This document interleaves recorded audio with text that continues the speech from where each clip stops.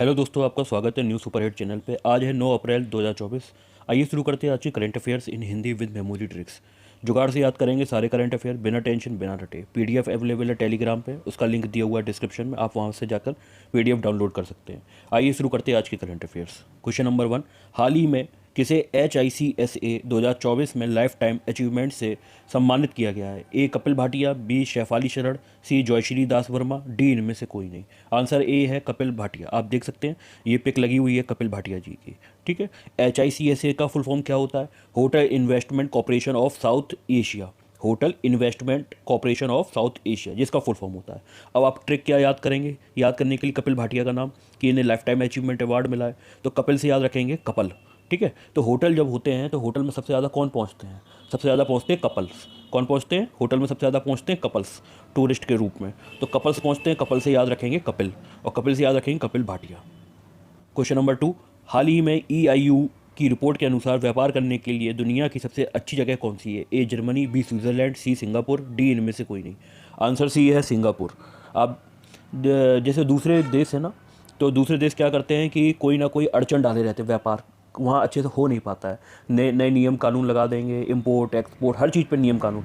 Singapore में ऐसा नहीं है, वहाँ हर चीज़ को काफ़ी आज़ादी दे रखी है। तो कैसे सिंगापुर का नाम कैसे याद रखेंगे कि कोई भी आता है ना, तो ये जैसे एक देश दूसरे, जैसे यहाँ पे दिखा रहे हैं ना, एक बुल दूसरे बुल को मार रहा है, तो वही मैं कहना चाह रहा हूँ कि कोई भी व्यापार करने आ रहा है तो ये उसको व्यापार नहीं करने दे रहा है एक देश। और लेकिन सिंगापुर में ऐसा नहीं है, ये एक दूसरे को सींग मार के रोकते नहीं है। सींग से याद रखेंगे सिंगापुर, सींग मार के एक दूसरे को परेशान नहीं करते, आराम से व्यापार करने देते हैं, तो सींग से याद रखेंगे सिंगापुर। क्वेश्चन नंबर 3, हाल ही में किसे जैविक विविधता पर कन्वेंशन का सचिव नियुक्त किया गया है? A Shoemaker, B Niranjan Mittal, C S Sanand, D इनमें से कोई नहीं। आंसर है ए शो मेकर। आप देख सकते हैं ये पिक लगी हुई है ऊपर, ये है ए शो मेकर। अब इनका नाम कैसे याद रखेंगे? जैव विविधता से। आप देख सकते हैं कपिल शर्मा शो आपने देखा होगा, कपिल शर्मा शो में जितने भी करेक्टर हैं, नीचे आप देख रहे हैं जितने भी ये करेक्टर्स हैं, तो ये सारे मिलके शो बनाते हैं। केवल कपिल शर्मा अकेले शो नहीं बना सकते। ये सारे करेक्टर जब होते हैं, ये सारे मिलके शो बनाते हैं, तो ये सब लोग शो मेकर हैं। कौन है ये सारे लोग? कृष्णा हो गए, भारती हो गई, कपिल हो गए, सारे लोग मिलके शो बनाते हैं, इसलिए ये लोग शो मेकर हैं। तो इनके उस पे शो पे क्या है? जैविक विविधता है। कोई मोटा है, कोई पतला है, कोई लंबा है, कोई ज़्यादा हंसा रहा है, कोई गोलू मोलू जैसी बातें कर रहा है। तो जैविक विविधता है, जहाँ जैविक विविधता है तो ये सारे लोग मिलके शो मनाते हैं।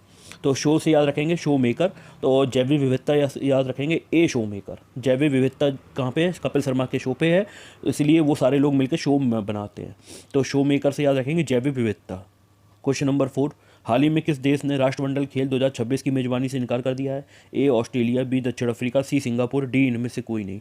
सींग मार के मना कर दिया, सिंगापुर ने मना कर दिया। उससे जैसी गेम की कहा, जैसे आप देख रहे हैं बुल फाइट है, जैसे ये गेम हो रहा है, तो यही गेम ऐसा होना था, तो मना कर दिया। किसने मना किया? सींग मार के मना किया कि मैं नहीं करवा पाऊंगा। किसने मना किया? सिंगापुर ने किया है। सींग से याद रखेंगे सिंगापुर। राष्ट्रमंडल खेल कौन कराता है? जो ब्रिटिश टाइम की कॉलोनियाँ रही हैं जितने देश, तो उनका एक ग्रुप है, तो उन्हीं ग्रुप में से एक ना एक देश मेजबानी करता है राष्ट्रमंडल खेलों की। क्वेश्चन नंबर 5, हाल ही में किसे WEF world economic forum young global leaders 2024 में नामित किया गया है? ए प्रतीक सिन्हा, बी शाश्वत गोयनका, सी गगन श्रीवास्तव, डी इनमें से कोई नहीं। आंसर बी है शाश्वत गोयनका। आप ऊपर पिक देख सकते हैं, ये है शाश्वत गोयनका। अब इनका नाम कैसे याद रखेंगे? आप इनका नाम याद रख सकते हैं ऐसे, जो ग्लोबल लीडर बन जाता है, जैसे ये नीचे ट्रंप देख रहे हैं ना, तो जो ग्लोबल लीडर बन जाता है वो अपनी पोस्ट से चिपक जाता है, वो उस पद पर चिपक जाता है, वो आखिरी सांस तक ग्लोबल लीडर रहना चाहता है, वो कभी छोड़ना ही नहीं चाहता। आखिरी सांस से मतलब होगा शाश्वत, हमेशा के लिए ग्लोबल लीडर रहना चाहता है। जैसे अमेरिका है, वो हमेशा शाश्वत रहना चाहता है ग्लोबल लीडर। तो यहाँ पे वो कभी अपने आप को फ्री नहीं होना देना चाहता, वो ये नहीं चाहता कोई दूसरा आके ग्लोबल लीडर बन जाए। वो अमेरिका ग्लोबल लीडर है तो वही ग्लोबल लीडर रहना चाहेगा। तो शाश्वत, हमेशा आखिरी सांस तक। तो आखिरी सांस से मतलब होगा शाश्वत।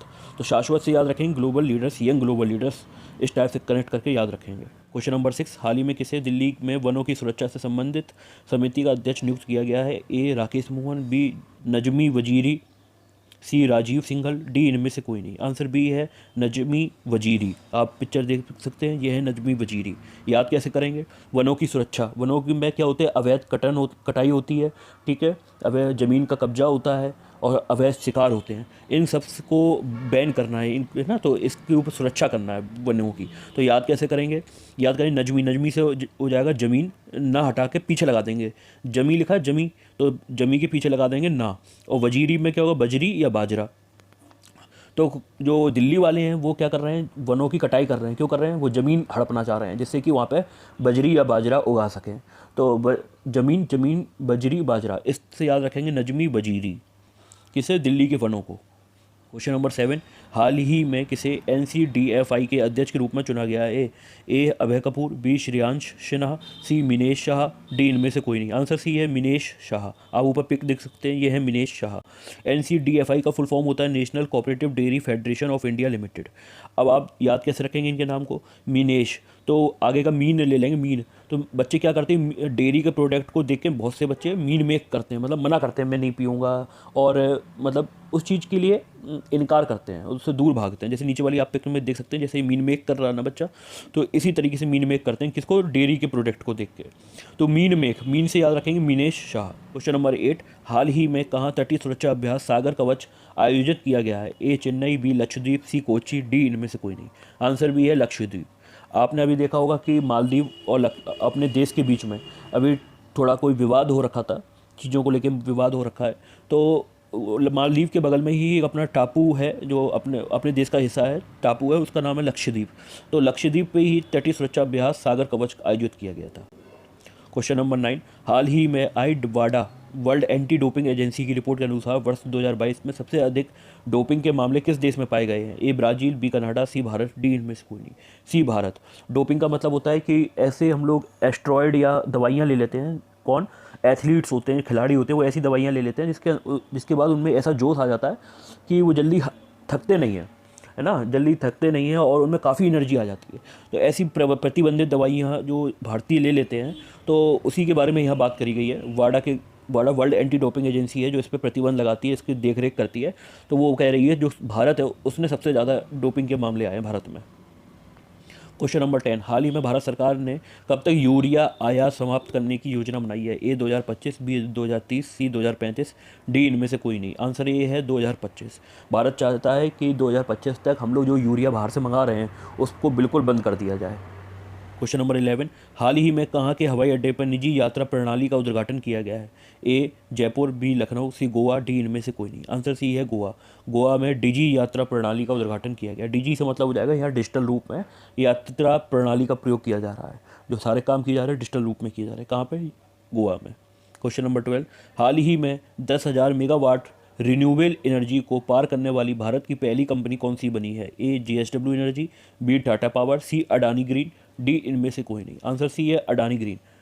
और रिन्यूएबल एनर्जी का आपको मैं बताना चाहूँगा क्या मतलब होता है। ऐसी एनर्जी जिसमें क्या होता है हम लोग फ्यूल का यूज नहीं करते हैं, जो सूरज से, हवा से, पानी से बनती है, वो होती है रिन्यूएबल एनर्जी। दोस्तों, आपको आज का वीडियो पसंद आया हो तो लाइक, शेयर एंड सब्सक्राइब जरूर करें। आपका एक लाइक मुझे बहुत मोटिवेशन देता है। शेयर जरूर करें, आपके जैसे दोस्तों को इसका फायदा मिल सके। सब्सक्राइब जरूर करें, आने वाले सभी वीडियो पोस्टों का नोटिफिकेशन आपको टाइम पर मिल सके, आप सारी वीडियो टाइम पर देख सकें। थैंक यू दोस्तों।